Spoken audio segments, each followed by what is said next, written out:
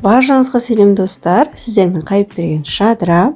Бүгінгі видеода өзіңіздің простой ғана презентацияға вау деген эффектіні қосып, қалай бомбический презентация жасауға болатынын көрсетемін.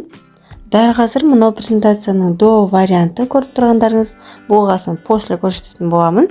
Ал осы PowerPoint-қа қатысты басқа да лайфхактарды үйренгіңіз келсе, онда описание бөлімін бір қарап шықсаңыз болады. Енді қазір мына жерде тұрған үшінші презентацияға барайық. Неге оған барамыз? Өйткені бізге мына тұрған үш жазушы туралы ақпарат, жеке-жеке тұрған ақпарат керек. Мышканың оң жағын басып, добавить раздел дегенді таңдаймыз да осы жерге атауын береміз. Жай ғана 1, 2, 4 деп те жазылсаңыз болады. Менде түсінікті болу үшін әр жазушының атын жазып шығып жатырмын. Мышканың оң жағын басамыз, атауын жазамыз, переименовать дегенді басамыз. Менде осылай 3 раздел құрылады. Ал енді осы құрған 3 разделді екінші презентацияға барамыз. Менде раздел 3 болды екен деп, тек қана 3 болу керек деген нәрсе емес, одан да көп немесе аз болуға болады. Енді вставка, оның ішінде оглавление дегенге барамыз. Осы жерде ссылка на раздел деп тұрады ортасында. Осыны басамыз да мына тұрған 3 разделді белгілеп алып, вставить дегенді таңдаймыз. Енді мына жерде осы 3 раздел кішкентай ғана көлемде шығып тұр.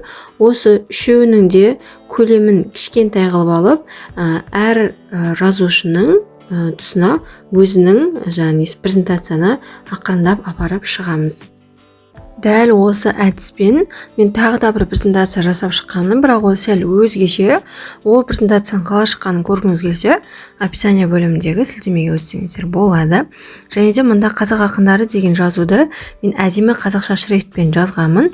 Оны қалай презентацияға орнату керек, ол туралы да видео бар. Оның да сілтемесі описание бөлімінде жазылып тұр. Сол жерден көрсеңіздер болады. Менеке дайын болғаннан кейін барлық бетке трансформация переходын қолданамын әдеттегідей. Одан кейін үлкейтіп қарайтын болсақ, менеке жаңа қазақша әдемі шрифт шығады. Одан кейін трансформация переходы арқылы мына суреттер шығады, және де мынау астында тұрған жаңа қойған разделдердің менеке кішкентай ғана суреті тұр. Осының қайсысының үстінен бастыңыз, сол жаңағы жазушының презентациясы осылай үлкейіп шығатын болады. Яғни бұл зум деген эффект. Экранды тағы да мышканы сол жағын бір рет жертсеңіз, қайтадан кішіреді. Қайтадан қай жазушыны басып жатсыз, сол жазушы шығатын болады.